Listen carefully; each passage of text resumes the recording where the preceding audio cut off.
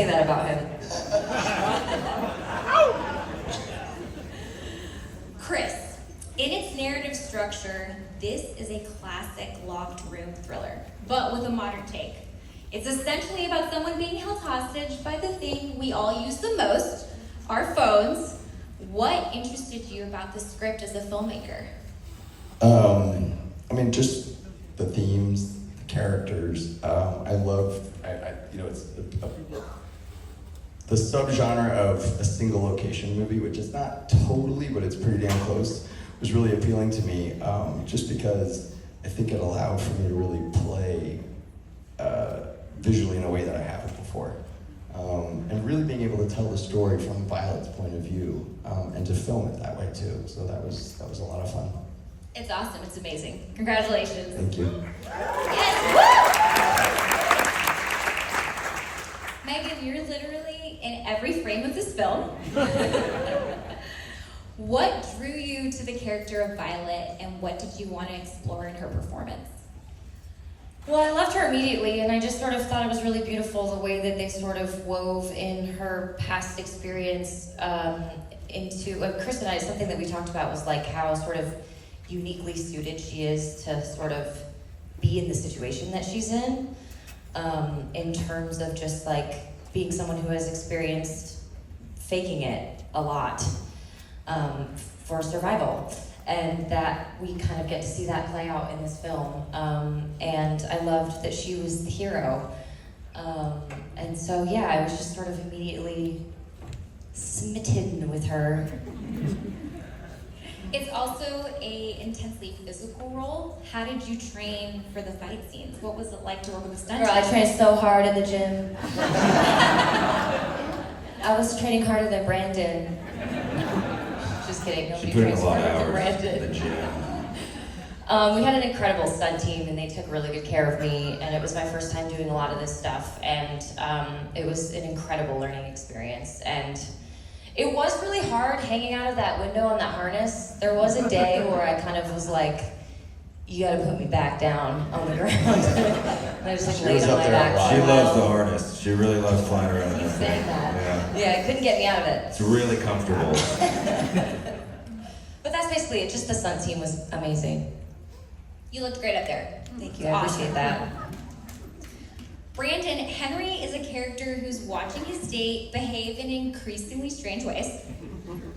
What was it about Henry that interested you? I mean, he's just such a lovely guy, you know? I mean, he really is.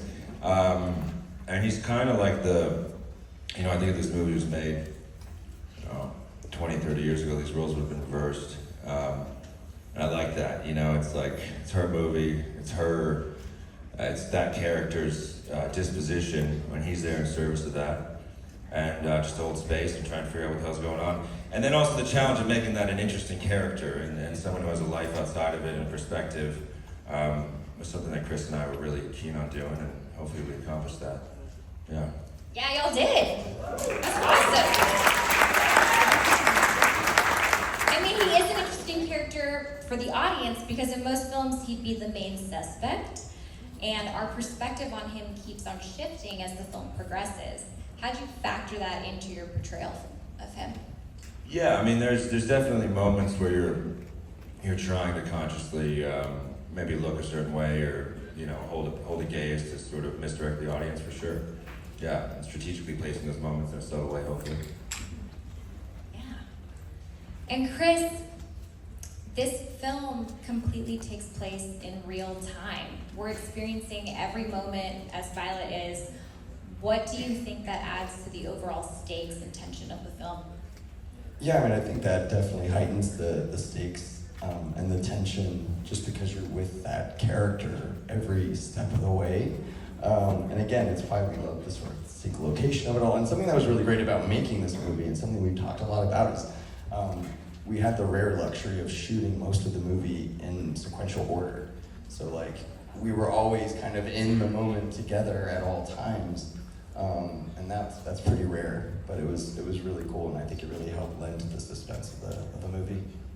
Yeah, it was awesome. I also heard that you built an entire restaurant. We did. We built the restaurant. And they made real steak, and Brandon ate all of it. Brandon is the first person who's ever been able to out-eat me on any set. Yeah, it's true. I like steak. But we did. It was a fully functioning restaurant. You know, I mean, we had to train the staff. We had to, you know, we had 100 extras who showed up every day and didn't leave us, which shocked the hell out of me because, you know, that happens a lot. But we had real food. We had to Real create- duck, we had to real create our own money menu. in the salad. Yeah, Real knives and salad. forks. But yeah, it was a lot. It felt like a real restaurant. That's awesome. And I have a question for all three of you. Has this film changed your relationship with your cell phone at all? Nope. Not at all. Yeah, pretty much the same. Pretty much the same. It's getting worse by the day, actually.